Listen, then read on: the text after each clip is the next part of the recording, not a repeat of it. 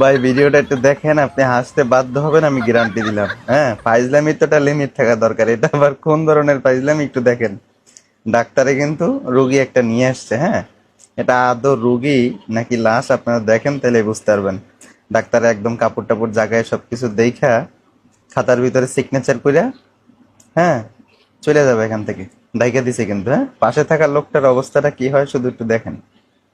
Doctor চলে যাইতেছে, এখন ওই লোকটার খালি চেহারাটা দেখেন, ভয় ওনার কি অবস্থাটা হইতেছে। হ্যাঁ, অলরেডি কিন্তু উনি অলরেডি ভয় পেয়ে গেছে। হ্যাঁ, তো দেখা যাক কি হয়, লাস্ট পর্যন্ত দেখেন, মজা পাবেন। হ্যাঁ, খালি কি হয় লোকটার সাথে ঘটনাটা দেখেন। হ্যাঁ, দেখতেছি কি হয় আমরা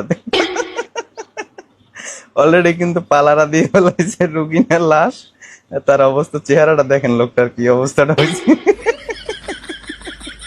লোকটা দেখেন ভয় উঠতে যায়, একদম চেয়ারের পিছনে যাই দাঁড়াইছে। হ্যাঁ, দেখেন লাস্ট পর্যন্ত দেখেন কি হয়, মজা পাবেন।